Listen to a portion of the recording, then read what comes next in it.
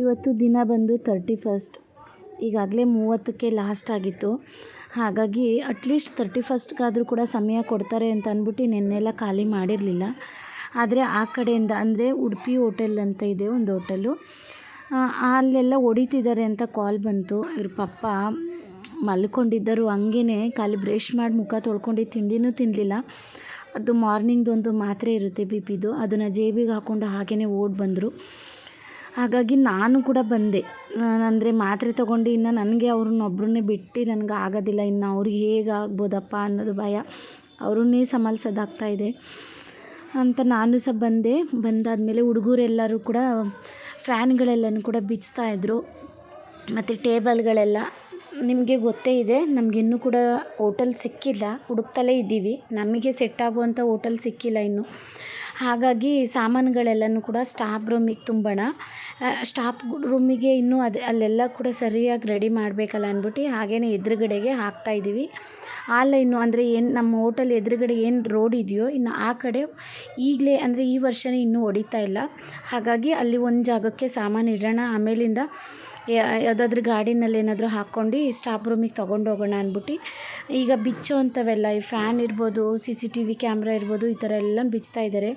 ಈಗ ಒಂದು ಲೇಡಿ ಹೋದ್ರು, ಆ ಲೇಡಿ ಎಲ್ರಿಗೂ ಕೂಡ ಹೇಳ್ಕೊಂಡು ಹೋಗ್ತಿದ್ದಾರೆ, ಇವತ್ತು ಮಾತ್ರ ಖಾಲಿ ಮಾಡೋದು ಬೇಡ, 31 ವ್ಯಾಪಾರ ಮಾಡ್ಕೊಳ್ಳೋಣ, ಯಾರೇ ಬಂದರೂ ಕೂಡ ನೀವು ಡೋರ್ ಓಪನ್ ಮಾಡಬೇಡಿ, ಒಳಗಡೆ ಇರಿ ಅಂತ ಅಂದ್ಬಿಟ್ಟು ಹೇಳ್ಬಿಟ್ಟು ಹೋಗ್ತಾ ಇದ್ದಾರೆ. ಎಲ್ರಿಗೂ ಅಟ್ಲೀಸ್ಟ್ 31 ವ್ಯಾಪಾರ ಮಾಡೋಕ್ಕಾದರೂ ಕೊಟ್ಟಿದ್ರೆ ಎಷ್ಟೋ ಇರ್ತಿತ್ತಲ್ಲ ಅಂತ ಅಂದ್ಬಿಟ್ಟು ಇವ್ರದ್ದು ಮೋಮೋಸ್ ಅಂಗಡಿ ಇದೆ, ಹಂಗೆ ಅಂದ್ಕೊಂಡು ಎಲ್ರಿಗೂ ಹೇಳಿ ಹೋಗ್ತಾ ಇದ್ದಾರೆ. ಆದರೂ ಕೂಡ ಯಾರು ಕೂಡ ತೆಗೆಯೋದಿಲ್ಲ. ಯಾಕೆಂದರೆ ಈಗ JCB ತಂದು ಹೊಡೆದ್ರೆ ನಮ್ಮ ಹತ್ರ ಏನು ಸಾಮಾನು ಇದೆಯೋ ಅದು ನಾಶ ಆಗುತ್ತಲ್ವರ, ಅದನ್ನು ಕೂಡ ತೊಗೊಳ್ಳಿಕ್ಕೆ ಕೊಡಲ್ಲ ಇವರು.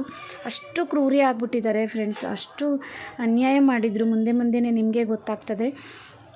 ಹಾಗಾಗ್ಬಿಟ್ಟು ಏನೂ ಸಹ ತೊಗೊಳಕ್ಕೆ ಕೊಡೋದಿಲ್ಲ. ಈಗ ಅವ್ರವ್ರ ಸಾಮಾನು ಅವ್ರವ್ರು ಉಳಿಸ್ಕೋಬೇಕಲ್ಲ ಅಂತ ಅಂದ್ಬಿಟ್ಟು ಎಲ್ಲ ಖಾಲಿ ಮಾಡ್ತಾಯಿದ್ದಾರೆ. ಎಲ್ಲನೂ ಕೂಡ ನೋಡಿ ಇಲ್ಲಿ ಇಟ್ಟಿದ್ದಾರೆ. ನಾನು ಇಲ್ಲಿ ಕೂತ್ಕೊಂಡೆ ಬಂದು, ಯಾಕೆಂದ್ರೆ ಇನ್ನು ಸಾಮಾನುಗಳು ಇದೇ ಸಮಯನೂ ಕೂಡ ಕೆಲವೊಬ್ಬರು ಕಾಯ್ತಾ ಇರ್ತಾರಲ್ವರ.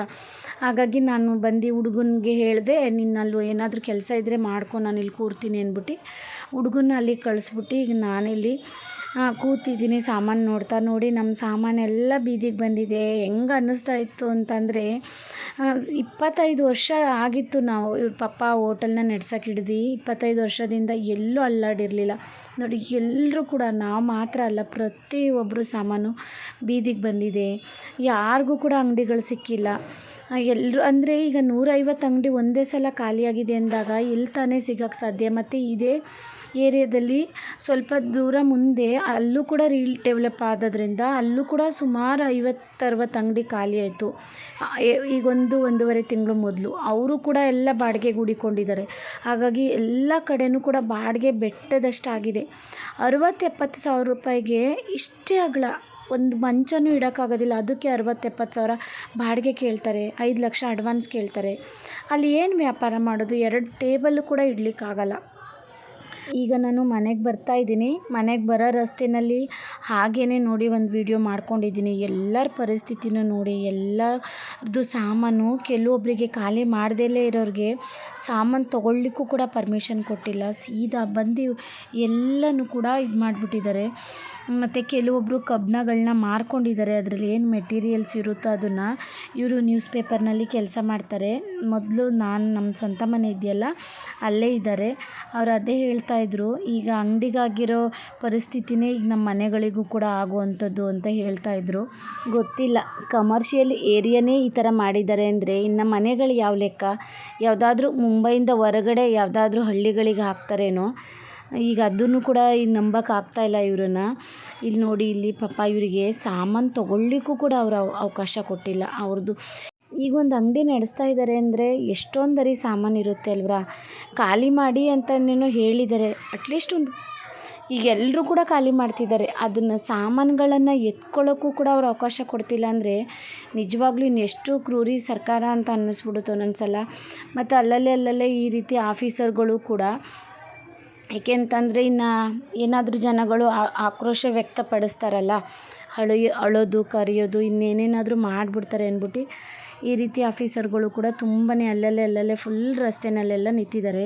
ನಾನು ಉಡುಪಿ ಹೋಟೆಲ್ ಕಡೆಯಿಂದ ಓಡ್ಕೊಂಡು ಬರ್ತಿದ್ದಾರೆ ಅಂತ ಹೇಳಿದೆ ನೋಡಿ ಸ್ಟಾರ್ಟಿಂಗ್ನಲ್ಲಿ. ಇಲ್ಲೇ ಉಡುಪಿ ಹೋಟೆಲ್ ಇರುವಂಥದ್ದು, ಅದನ್ನು ಕೂಡ ಎಲ್ಲನೂ. ಮತ್ತು ಇನ್ನು ದೊಡ್ಡದು ಬಿಲ್ಡಿಂಗ್ ಥರ ಇರೋಂಥ ಅಂಗಡಿಗಳಿಗೆಲ್ಲ 2 ಫ್ಲೋರ್ ಇರೋವಂಥವನ್ನ ಮುಂದೆ ಎಲ್ಲ ಫುಲ್ಲೆಲ್ಲ ಹಾಳು ಮಾಡಿಬಿಟ್ಟಿದ್ದಾರೆ. ಇನ್ನು ಚಿಕ್ಕ ಅಂಗಡಿಗಳಲ್ಲೆಲ್ಲಂತೂ ಎಲ್ಲ ಇದು ನೆಲ ಮಟ್ಟದಲ್ಲಿ ಮಾಡಿದ್ದಾರೆ. ನೀವು ಇಲ್ಲಿ ರಸ್ತೆಯಲ್ಲೆಲ್ಲ ನೋಡ್ತಾ ಇರ್ಬೋದು. ಪಾಪ ಅವರಿಗೆ ಎಲ್ಲೂ ಅಂಗಡಿಗಳು ಸಿಕ್ಕಿಲ್ಲ ಶಿಫ್ಟ್ ಮಾಡ್ಕೊಳ್ಳಿಕ್ಕೆ, ಅಥವಾ ಜಾಗನೂ ಕೂಡ ಸಿಗ್ತಾಯಿಲ್ಲ. ಒಂದೊಂದು ಸ್ಟೋರ್ ರೂಮ್ಗೂ ಕೂಡ 20-25 ಸಾವಿರ ರೂಪಾಯಿ ಬಾಡಿಗೆ ಕೇಳ್ತಿದ್ದಾರೆ. ಏನಿಲ್ಲ, ಅಲ್ಲಿ ನೀರಿನ ವ್ಯವಸ್ಥೆ ಇಲ್ಲ, ಸರಿಯಾಗಿ ಲೈಟಿನ ವ್ಯವಸ್ಥೆ ಇಲ್ಲ, ಖಾಲಿ ಸಾಮಾನು ಹಾಕಲಿಕ್ಕೆ ಜಾಗ ಕೊಡಿ ನಮಗೆ 1 ತಿಂಗಳು ಮಟ್ಟಿಗೆ ಅಂದರೂ ಕೂಡ 20-25 ಸಾವಿರ ರೂಪಾಯಿ. ಈಗ ವ್ಯಾಪಾರ ಇಲ್ಲ, ಜನಗಳನ್ನೂ ಕೂಡ ನಾವು ಹಿಡಿದಿಟ್ಕೋಬೇಕು, ಅವ್ರಿಗೂ ಸಂಬಳ ಕೊಟ್ಕೊಂಡು. ಸಾಮಾನು ಹಾಕಲಿಕ್ಕೂ ಕೂಡ ನಾವು ಇಷ್ಟು 25 ಸಾವಿರ ರೂಪಾಯಿ ಕೊಡಬೇಕು ಅಂದರೆ ಈಗ ನಮ್ಮಂಥವ್ರ ಪರಿಸ್ಥಿತಿ ಏನಾಗಬೇಕಲ್ಲ, ಹಂಗೆ ಯೋಚನೆ ಮಾಡಿ. ಹಾಗಾಗಿ ಪ್ರತಿಯೊಬ್ಬರು ಫ್ರೆಂಡ್ಸ್ ಎಲ್ಲರೂ ಅಷ್ಟೇ, ಎಲ್ಲರೂ ಕಣ್ಣಲ್ಲೂ ನೀರು, ಎಲ್ಲರೂ ಅಳೋದೇನೆ. ಈಗ ನೋಡಿ ಅದು ಕಾರ್ನಲ್ಲೂ ಕೂಡ ತುಂಬಿದ್ರು ಸಾಮಾನು, ಅಂದರೆ ಜಾಗನೇ ಇಲ್ಲ. ನಾನು ಬಂದು ಮಲಗಿಬಿಟ್ಟೆ. ನನಗಂತೂ ತಲೆ ಹಿಡ್ದಂಗೆ ಆಗ್ಬಿಡ್ತು, ನನಗೆ ಜ್ಞಾನನೇ ಇಲ್ವೇನೋ ಅಂತ ಅನ್ನಿಸ್ಬಿಡ್ತು. ನಾವು ಹೋಗ್ತಾ ಇದ್ದೀವಿ ನಮ್ಮ ಹೋಟ್ಲ್ ಹತ್ರಕ್ಕೆ. ಇವತ್ತು ಲಾಸ್ಟ್ ದಿನ. ಬೆಳಗ್ಗೆ ಓಪನ್ ಮಾಡಲಿಕ್ಕೆ ಆಗಲಿಲ್ಲ, ಒಂದು ಕಡೆಯಿಂದ ಹೊಡ್ಕೊಂಡು ಬಂದರು. ಆಮೇಲೆ ನಮ್ಮ ಅಂಗಡಿ ಒಂದು 2-3 ಅಂಗಡಿ ಬರೋ ಅಷ್ಟರೊಳಗಡೆ ಟೈಮ್ ಆಯಿತು, ಹಂಗೆ ಹೋದರು. ನಮ್ಮದು ಎಲ್ಲ ಓಪನ್ ಮಾಡಿ ಫ್ಯಾನ್ ಎಲ್ಲ ತೆಗೆದು ಟೇಬಲ್ ಎಲ್ಲ ತೆಗೆದು ಇಟ್ಟಾದಮೇಲೆ ಅಟ್ಲೀಸ್ಟ್ 31st ಸಂಜೆ ವ್ಯಾಪಾರನಾದರೂ ಮಾಡ್ಕೊಳ್ಳೋಣ ಅಂತ ಅಂದ್ಬಿಟ್ಟು ಈಗ ಸಂಜೆ ಮಾಲ್ನ ಮಾಡಿದ್ದಾರೆ. ಇವ್ರ ಪಪ್ಪ ಕರೆದ್ರು, ಬನ್ನಿ ಇವತ್ತು ಕೊನೆ ದಿನ 31st ಬೇರೆ. ಪ್ರತಿ ವರ್ಷ 31st ಅಂದರೆ ನಮ್ಗೆ ಎಷ್ಟು ಸಂಭ್ರಮ ಇರ್ತಿತ್ತು. ಮಕ್ಳನ್ನ ಕರ್ಕೊಂಡು ಬಾ, ಸ್ವಲ್ಪ ಹೊತ್ತು ಇದ್ಬಿಟ್ಟು ಊಟ ಮಾಡ್ಕೊಂಡು ಹೋಗಿವ್ರಂತೆ ಅಂತ ಹೇಳಿದರು. ಅದಕ್ಕೆ ಈಗ ನಾವು ಹೋಗ್ತಾ ಇದ್ದೀವಿ. ಈಗ ಟೈಮ್ ಆಗಿದೆ 8 ಗಂಟೆ. ಅಲ್ಲಿಂದ ಬಂದಮೇಲಂತೂ ನನಗೆಲ್ಲ ಫುಲ್ ತಲೆಯೆಲ್ಲ ಭಾರ ಆದಂಗಾಗಿ ಮಲಗಿಬಿಟ್ಟೆ. ಸಂಜೆ 4-4:15ವರೆಗೂ ಆಗಲೇ ಇಲ್ಲ. ಇವಾಗ ನಾವು ಹೋಗ್ತಾ ಇದ್ದೀವಿ, ನೋಡೋಣ. ಹೇಳಿದರು ಫ್ಯಾನ್ ಎಲ್ಲ ಬಿಚ್ಚಿದ್ರಲ್ಲ, ಒಂದು ಫ್ಯಾನ್ ಮಾತ್ರ ಹಾಕ್ಕೊಂಡು ಮತ್ತು ಟೇಬಲ್ ಎಲ್ಲ ತಂದು ಇಟ್ಕೊಂಡೆ ಅಟ್ಲೀಸ್ಟ್ ಒಂದು ಟೈಮ್ದಾದರೂ ವ್ಯಾಪಾರ ಮಾಡೋಣ ಅಂತ ಹೇಳ್ತಾಯಿದ್ರು. ಹೋಗಿ ನೋಡಬೇಕು ಹೆಂಗೆ ಆಗ್ತಾಯಿದೆ ಅಂತ. ನಾಳೆ ಬೆಳಗ್ಗೆ ಮತ್ತೆ ಸ್ವಲ್ಪ ಇಲ್ಲಿ ನೋಡಿ, ಇಲ್ಲಿ ಗೋಣಿ ಚೀಲ ಇದ್ದರೆ ತೊಗೊಂಬ ಅಂತ ಹೇಳಿದರು. ಪ್ಲಾಸ್ಟಿಕ್ಕು ಚೀಲಗಳನ್ನೂ ಕೂಡ ತೊಗೊಂಡೋಗ್ತಾ ಇದ್ದೀನಿ. ಮತ್ತು ಕ್ಯಾಮ್ರಾ ಎಲ್ಲನೂ ಕೂಡ ಬೆಳಗ್ಗೆನೇ ಬಿಚ್ಚಿದಾಗಿತ್ತು, ಅದೆಲ್ಲನೂ ನಾನು ಮನೆಗೆ ತೊಗೊಂಡು ಬಂದೆ. ಕ್ಯಾಮ್ರಾ ಇರ್ಬೋದು, ಇನ್ನವ್ರದ್ದು ಸ್ಟೀಲ್ದು ಬಾಟಲ್ಗಳು ನೀರು ತುಂಬಲಿಕ್ಕೆ ಅಂತ ಅಂದ್ಬಿಟ್ಟು ಎಲ್ಲ ಇಟ್ಕೊಂಡಿದ್ರಲ್ಲ, ಅದೆಲ್ಲನೂ ಸ್ವಲ್ಪ ಸಾಮಾನು ನಾನು ಮನೆಗೆ ತೊಗೊಂಡು ಬಂದೆ. ಇವಾಗ ಇನ್ನೂ ಸ್ವಲ್ಪ ಹೋಗ್ತಾ ಇದ್ದೀವಿ. ಅದಕ್ಕಿಂತ ಮೊದಲು ನಮ್ಮ ಮನೆಗೆ ಹೋಗಬೇಕು. ನಮ್ಮ ಮನೆ ಅಂದರೆ ನಾವು ಮೊದಲಿದ್ವಲ್ಲ, ಆ ಮನೆಗೆ ಹೋಗಿ ಅಲ್ಲೇನೋ ಪೋಸ್ಟ್ ಬಂದಿದೆ, ಅದನ್ನು ಕಲೆಕ್ಟ್ ಮಾಡ್ಕೊಂಡು ಮತ್ತೆ ಹೋಗಬೇಕು.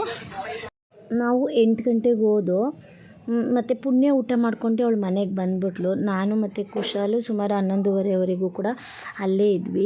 ಹೋಗೋದಕ್ಕಿಂತ ಮೊದಲು ನಮ್ಮ ಮನೆಗೆ ಹೋಗಬೇಕಾಗಿತ್ತು, ಅಂದರೆ ನಮ್ಮದು ಹಳೆ ಮನೆಗೆ ಪೋಸ್ಟ್ ಬಂದಿತ್ತು. ಹಾಗಾಗಿ ಕಲೆಕ್ಟ್ ಮಾಡಲಿಕ್ಕೆ ಅಂತ ಅಂದ್ಬಿಟ್ಟು ಈಗ ನಾವು ಫಸ್ಟು ಅಲ್ಲಿಗೆ ಹೋಗ್ತಾ ಇದ್ದೀವಿ. ಅಲ್ಲಿಗೆ ಹೋಗಿ ಅದನ್ನು ಇಸ್ಕೊಂಡು ಆಮೇಲೆ ಹೋಟ್ಲಿಗೆ ಹೋಗಿ ಅವಳು ಊಟ ಮಾಡ್ಕೊಂಡು ಮನೆಗೆ ಬಂದಳು. ನಾವು ಅಲ್ಲೇ ಉಳ್ಕೊಂಡು ನಾವು ರಾತ್ರಿ ಮನೆಗೆ ಬಂದಾಗ 11:30 ಆಗಿತ್ತು.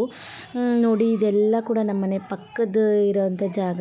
ಈಗ ಒಂದು 2 ತಿಂಗಳದ್ದು ಹಿಂದಿನ ವಿಡಿಯೋದಲ್ಲಿ ನಾನು ನಿಮಗೆ ಇದನ್ನೆಲ್ಲ ತೋರಿಸಿದ್ದೀನಿ. ನೋಡಿ, ಫೈನಲಿ ಇದು ನಮ್ಮ ಮನೆ. ನಾನು ಇಲ್ಲಿ ಇಲ್ಲಾಂದ್ರೂ ಕೂಡ ಒಂದು 7 ವರ್ಷ ಇದ್ದೆ. ಅದು ನಮ್ಮ ಸ್ವಂತ ಮನೆ. ಅದೊಂಥರ ಫೀಲಿಂಗ್ ಬರುತ್ತೆ. ನನ್ನ ಮಗಳು ಒಂಚೂರು ವಿಡಿಯೋ ಮಾಡ್ಕೊಂಡಿದ್ದಾಳೆ, ಯಾಕೆಂದರೆ ಎಲ್ಲರೂ ಮಾತಾಡಿಸ್ತಲೇ ಇದ್ರಲ್ಲ, ಅದಕ್ಕೆ ಅವಳಿಗೂ ಕೂಡ ಅಷ್ಟು ಕಂಫರ್ಟಬಲ್ ಆಗಿಲ್ಲ. ಒಬ್ಬರು ಅಮ್ಮ ಮಗ ಇಬ್ಬರೇ ಇರೋದು, ಅವರಿಗೆ ನಾವು ಬಾಡಿಗೆ ಕೊಟ್ಟಿರುವಂಥದ್ದು. ಅವ್ರಿಗೂ ಕೂಡ 4 ಜನ ಹೆಣ್ಮಕ್ಳು, ಎಲ್ಲರೂ ಕೂಡ ಮದುವೆ ಮಾಡಿದ್ದಾರೆ. ಅವ ಅಂಕಲು ತೀರ್ಕೊಂಡ್ರು ಕೋವಿಡ್ ಟೈಮ್ನಲ್ಲಿ. ಪುಣ್ಯ ಹೇಳ್ತಿದ್ಲು, ಮಮ್ಮಿ ಬಾಡಿಗೆ ಕೊಟ್ಟರೆ ಹೆಂಗೆ ಇಟ್ಕೋತಾರೆ ಮನೇನ, ನಾವಿದ್ದಾಗ ಎಷ್ಟು ಕಲಿ ಆಗಿತ್ತು ಮನೆ, ಈಗ ವಿಡಿಯೋ ಮಾಡ್ಕೊಳ್ಳಿಕ್ಕೇ ನನಗೊಂಥರ ಅನ್ನಿಸ್ತದೆ ಅಂತ ಹೇಳ್ತಾ ಇದ್ಲು. ಏನು ಮಾಡೋದು, ಅವ್ರಿಗೂ ಆಂಟಿಗೂ ಸ್ವಲ್ಪ ಏಜ್ ಆಗಿದೆ, ಎಲ್ಲನೂ ಕೂಡ ಮಾಡ್ಕೊಳಕ್ಕಾಗಲ್ವಲ್ಲ. ಹಾಂ, ಆಯ್ತಲ್ಲ ಟೈಮು. ಹಾಂ, ಇಲ್ಲ 11:40 ಆಗಲೇ. ನಡ್ಕೊಂಡು ಬಂದು ಹುಡುಕೆ ಮಲಗ್ತಾರೆ.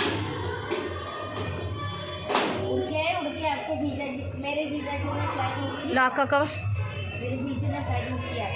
31 ಆದದ್ರಿಂದ ಮ್ಯೂಸಿಕ್ದು ಶಬ್ದ ತುಂಬ ಜೋರಾಗಿ ಕೇಳ್ತಿತ್ತು. ಪುಣ್ಯ ಮತ್ತು ಕುಶಾಲು ಲಾಲಿಪಾಪ್ ಮತ್ತು ಫ್ರೈಡ್ ರೈಸ್ ತಿಂದರು. ಇನ್ನು ನಾನು ಕೂಡ ಫ್ರೈಡ್ ರೈಸು ಮತ್ತು ಚಿಕನ್ ಚಿಲ್ಲಿ ಮಾಡಿಕೊಟ್ಟಿದ್ರು. ಇದನ್ನು ತಿಂದ್ವಿ. ಅವಳು ಬೇಗ ಬಂದಳು. ನಾವು ಮಾತ್ರ 11:40 ಆಗಿತ್ತು ಮನೆಗೆ ಬಂದಾಗ. ಕ್ವಾರ್ಟರ್ಸ್ನಲ್ಲಿ ಭಯ ಇಲ್ಲ, ಎಷ್ಟೊತ್ತಿಗೆ ಬೇಕಾದರೂ ಕೂಡ ಆರಾಮಾಗಿ ಬರ್ಬೋದು. Happy new year. Happy new year. ಎಲ್ಲರಿಗೂ ಹೊಸ ವರ್ಷದ ಶುಭಾಶಯಗಳು. 12 ಗಂಟೆ ಆಯಿತು. ಪಟಾಕಿ ಶಬ್ದ ಕೇಳ್ತಾ ಇರ್ಬೋದು ನಿಮಗೆ. ನಾನು ಕೂಡ ಇವಾಗ ಹೋಟ್ಲಿಂದ ಬಂದೆ. ಈಗ ಒಂದು 10-15 ನಿಮಿಷ ಆಯಿತು. ನಿಮ್ಮ ಎಲ್ರಿಗೂ ಕೂಡ ಮತ್ತೊಮ್ಮೆ ಹೊಸ ವರ್ಷದ ಶುಭಾಶಯಗಳು. ಹೋದ ವರ್ಷ ಅಂದರೆ 2024ನಲ್ಲಿ ಯಾರೆಲ್ಲ ಅಂದರೆ ಯಾರಿಗೆ ನಿಮ್ಮ ಆಸೆಗಳು ಈಡೇರಿಲ್ವೋ, ನಿಮ್ಮ ಕಾರ್ಯಗಳು ಸಿದ್ಧಿ ಆಗಿಲ್ವೋ, ಈ ವರ್ಷ ಅಂದರೆ 2025ನಲ್ಲಿ ಎಲ್ಲ ಪೂರ್ಣ ಆಗಲಿ ಅಂತ ನಾನು ನನ್ನ ಕಡೆಯಿಂದ ಮನಸಾರ ಹಾರೈಸ್ತೇನೆ. ನೋಡೋಣ ನಮ್ಮದು ಕೂಡ 2025 ಹೇಗೆ ಹೋಗುತ್ತೆ ಅಂತ. 2024 ಮಾತ್ರ ನಮಗೆ ಅಷ್ಟು ಒಳ್ಳೆ ಹೋಗಲಿಲ್ಲ. ಹೆಲ್ತ್ ಹಾಳಾಯಿತು ಮತ್ತು ತುಂಬ ಮಾನಸಿಕವಾಗಿ ಕಷ್ಟನ ನಾವು ಅನುಭವಿಸ್ತು ಅಂತ ಹೇಳ್ಬೋದು. ಅದನ್ನೆಲ್ಲ ಮರೆತು ನಾಳೆಯಿಂದ ಒಳ್ಳೆಯದಾಗಿ ಭಗವಂತನ ಹತ್ರ ನಾವೆಲ್ಲರೂ ಕೂಡ ಬೇಡ್ಕೊಳ್ಳೋಣ. ಎಲ್ರಿಗೂ ಕೂಡ ಭಗವಂತ ಆಯುಷ್ಯ ಆರೋಗ್ಯ ಎಲ್ಲ ಕೊಟ್ಟು ಕಾಪಾಡಲಿ ಮತ್ತು ಎಲ್ರಿಗೂ ಕೂಡ ಒಳ್ಳೆಯದಾಗಲಿ ಅಂತ ನಾನು ಹಾರೈಸ್ತೇನೆ. ಮತ್ತು ಇವತ್ತಿನ ಬ್ಲಾಗು ಕೂಡ ನಾನು ಇಲ್ಲಿಗೆ ಮುಗಿಸ್ತಾ ಇದ್ದೀನಿ. ನೋಡೋಣ ನಾಳೆ ಹೇಗಾಗುತ್ತೆ, ಹೇಗೆ ಹೋಗುತ್ತೆ ಅಂತ. ಅದನ್ನು ಕೂಡ ನಾನು ನಿಮ್ಮ ಜೊತೆ ಶೇರ್ ಮಾಡ್ಕೋತೀನಿ. ಮನೆಯಿಂದ ಹೊರಟಾಗ ನಮಗೆ ತುಂಬಾ ಒಂಥರ ಫೀಲಿಂಗ್ನಲ್ಲೇ ಹೊರಟಿದ್ದಾಯಿತು. ಇವತ್ತು ಲಾಸ್ಟ್ ಡೇ. ನಮ್ಮ ಹೋಟ್ಲಲ್ಲಿ ನೀಟಾಗಿ ಊಟ ಎಲ್ಲ ಮಾಡ್ಕೊಂಡು ನೋಡ್ಕೊಂಡೆಲ್ಲ ಬರೋಣ ಅಂತಲೇ ಹೊರಟಿದ್ದು. ಹೋಗೋದಕ್ಕಿಂತ ಮೊದಲು ನಾನು ನಮ್ಮ ಮನೆಗೆ ಹೋಗಿದ್ದೆ. ಏನೋ ಒಂದು ಬಂದಿತ್ತು ಪೋಸ್ಟಲ್ಲಿ ಸ್ಟೇಟ್ ಬ್ಯಾಂಕಿಂದ. ಅದನ್ನು ಕಲೆಕ್ಟ್ ಮಾಡೋಕ್ಕೆ ಅಂತ ಹೋದಾಗ ಅಲ್ಲಿ ಒಬ್ಬರು ತೀರ್ಕೊಂಡಿದ್ರು. 1-2 ತಿಂಗಳು 1.5 ತಿಂಗಳು ಮೊದಲು ಅಟ್ಯಾಕ್ ಆಗಿ ಒಬ್ಬರು ತೀರ್ಕೊಂಡಿದ್ರು. ಮತ್ತು ಅವ್ರ ಯಜಮಾನ್ರು ತೀರ್ಕೊಂಡಾಗ ಹೋಗಿದ್ದೆ. ಆದರೆ ಅವ್ರ ಹೆಂಡತಿ ಹಾಗೆ ಕೂತಿದ್ರು. ಮಾತಾಡ್ಸೋಕೆ ಹೋದಾಗ ಅವ್ರು ಹೇಳಿದ ಕಷ್ಟಕ್ಕೆ ನಮಗೇನೋ ಒಂಥರ ಆಯಿತು. ನನ್ನ ಮಗಳು ಕೂಡ ಇಲ್ಲಿ ರಸ್ತೆನಲ್ಲಿ ಹೋಗ್ಬೇಕಾದ್ರೆ ತುಂಬ ಫೀಲಿಂಗಲ್ಲಿ ಹೋದ್ಲು. ಅಮ್ಮ ನಮ್ಮ ಅಂಗಡಿ ಹೋಗ್ತಾ ಇದೆ, ಇನ್ನೇನೋ ಮುಂದೆ ಹೇಗೋ ಒಂಥರ ಆಗ್ತಾಯಿದೆ ಅಂತ ಅಂದ್ಕೊಂಡೇ ಹೋದ್ವು. ಆದರೆ ಅವ್ರ ಕಷ್ಟ ಕೇಳಿ ನಮ್ಮ ಕಷ್ಟ ಏನೂ ಇಲ್ಲ ಅಂತ ಅನ್ನಿಸ್ತು. ಮರ ಹೇಗೆ ದೊಡ್ಡದಿರುತ್ತೋ ಕಷ್ಟಗಳು ಕೂಡ ಹಾಗೆಯೇ ಒಬ್ರಿಗಿಂತ ಒಬ್ರದ್ದು ದೊಡ್ಡದಿರುತ್ತೆ. ಇನ್ನೊಬ್ರು ಕಷ್ಟ ನೋಡ್ಬಿಟ್ಟು ನಮ್ಮ ಕಷ್ಟ ಏನೂ ಇಲ್ಲ ಅಂತ ನಾವು ಅಂದ್ಕೊಂಡು ಸಮಾಧಾನ ಮಾಡ್ಕೊಂಡು ಮುಂದೆ ಹೋಗ್ಬೇಕು ಹೊರ್ತು, ಇಲ್ಲ ನಮ್ಮದೇ ದೊಡ್ಡ ಕಷ್ಟ ಅಂತ ನಾವು ಕೂತ್ಕೊಂಡ್ರೆ ಇನ್ನೂ ಕೂಡ ನಾವು ತಲೆ ಕೆಡಿಸ್ಕೊಂಡು ನಮ್ಮ ಆರೋಗ್ಯ ಕೆಡಿಸ್ಕೋಬೇಕಾಗುತ್ತೆ. ಪಾಪ ನೋಡಿ ಅವಣ್ಣ ಅಟ್ಯಾಕ್ ಆಗಿ ತೀರ್ಕೊಂಡ್ರು. ಇನ್ನೂ ತುಂಬ ಚಿಕ್ಕ ವಯಸ್ಸು, ಏನು ವಯಸ್ಸಾಗಿರಲಿಲ್ಲ. ಆವಾಗ ನನಗೆ ಅಯ್ಯೋ ದೇವರೇ, ಏನಪ್ಪ ನಮ್ಮದು ಅಂಗಡಿ ಅಷ್ಟೇ ಹೋಯ್ತಾ ಇದೆ, ಪರವಾಗಿಲ್ಲ ನಾವು ಬೇರೆ ಇನ್ನೊಂದು ಬಿಸ್ನೆಸ್ ಮಾಡ್ಕೊಳ್ಳೋಣ. ನೋಡು ಪಾಪ ಅವರಿಗೆ ಜೀವಕ್ಕೇ ಅವಣ್ಣ ಇನ್ನೂ ಏನೆಲ್ಲ 3 ಹೆಣ್ಮಕ್ಳು ಮದುವೆ ಮಾಡಬೇಕು. ಇನ್ನೂ ಅವ್ರ ಹೆಂಡ್ತಿಗೆ ತುಂಬ ಚಿಕ್ಕ ವಯಸ್ಸು, ಏನೆಲ್ಲ ಮಾಡಬೇಕಾಗಿತ್ತು. ಅವ್ರಿಗೆ ಈ ಥರ ಆಯ್ತಲ್ಲ. ಅಯ್ಯೋ ಇರಲಿ, ಟೆನ್ಷನ್ ಮಾಡ್ಕೋಬಾರ್ದು. ಅವ್ರಿಗೆ ಅಟ್ಯಾಕ್ ಆಗಿದ್ದು. ಹಾಗಾಗಿ ಇವ್ರನ್ನ ಹೆಂಗಾದರೂ ಮಾಡಿ ಇವ್ರ ಪಪ್ಪನ್ನು ಕೂಡ ಸಂಭಾಳಿಸ್ಕೊಂಡು ನಾನು ಧೈರ್ಯವಾಗಿರಬೇಕು ಅಂತ ಅಂದ್ಕೊಂಡು ಆದಷ್ಟು ಕೂಡ ನಾನು ಅವ್ರ ಎದುರುಗಡೆ ನನ್ನ ಫೀಲಿಂಗನ್ನು ನಾವು ಹೇಳ್ಕೊಳಕ್ಕೂ ಹೋಗಲ್ಲ, ತೋರಿಸ್ಕೊಳ್ಳಿಕ್ಕೂ ಹೋಗಲ್ಲ.